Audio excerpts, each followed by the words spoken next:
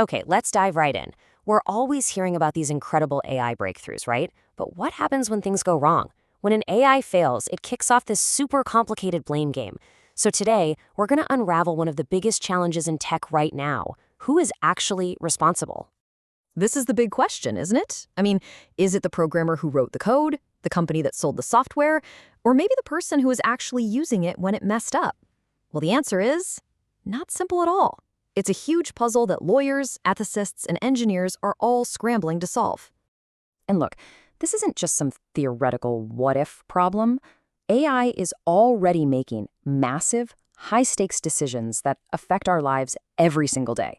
We're talking about whether you get approved for a loan, what medical diagnosis you might get, if you even get a job interview, or how your car drives through traffic.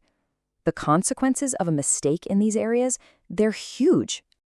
To really get to the bottom of this, we first have to make sure we're all speaking the same language. You see, this whole debate really hinges on two key ideas: accountability and liability. They might sound kind of the same, but in the world of AI, the difference between them is everything. All right, first up is accountability. Now, what's so important about this idea is that it sets a ground rule. You can't just throw your hands up and blame the algorithm.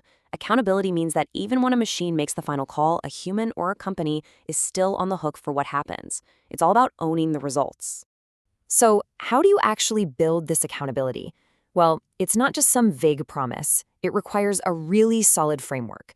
You've got to have clear ownership of the system, transparent processes so you can actually see how it's making decisions, ways to monitor and audit it, and really strong policies that spell out exactly who is responsible for what.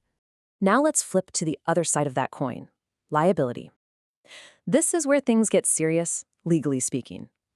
Liability is all about who is legally and financially responsible when real harm is done.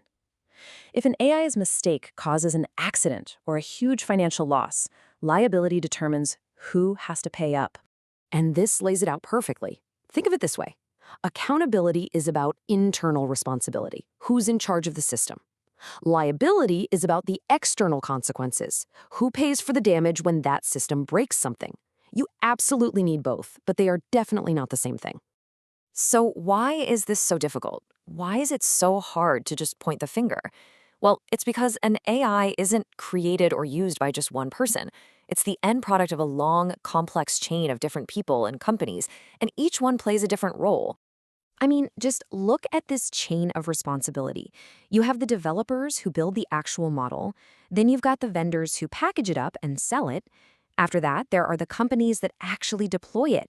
And finally, you have the operators, the end users who rely on it every day. A failure could pop up at any single link in this chain. Okay, let's make this really concrete. There's no better example of this complicated chain than a self-driving car. It is the ultimate test case for both AI accountability and liability. So just imagine there's an accident. Who's at fault? Was it the car manufacturer because maybe a sensor failed? Was it the software developer whose algorithm made a bad call in a split-second situation? What about the rideshare company that didn't maintain the system properly? Or was it the human sitting in the driver's seat who was supposed to be paying attention? See, any one of these parties could be on the hook.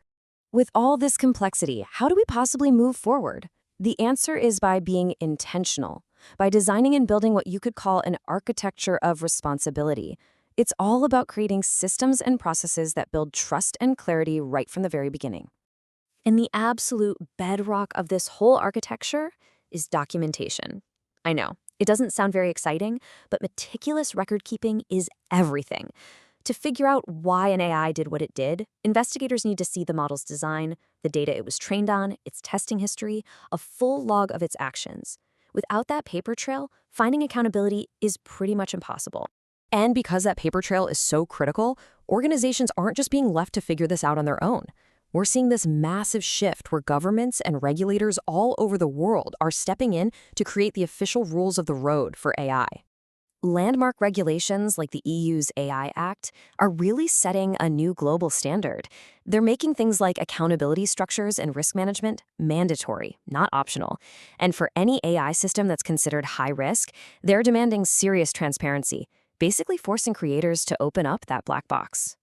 So, after wading through all this complexity, the chain of actors, the new regulations, what is the single most important thing to take away from all of this? It's this. And it's really the core message of this whole explainer. We cannot and we should not ever outsource our fundamental responsibility to a machine. The technology is a tool, and the humans who create, deploy, and oversee that tool, they remain accountable for what it does. Period. So, far from letting us off the hook, AI actually raises the stakes. It demands that we become even more rigorous, more intentional about building clear, fair, and transparent systems of accountability so that we can actually use this incredible technology safely. Now that we've tackled who is responsible, the next logical question is, how do we make sure these systems behave the way we want them to in the first place? In our next explainer, we'll dive deep into the fascinating world of AI safety and alignment. I'll see you then.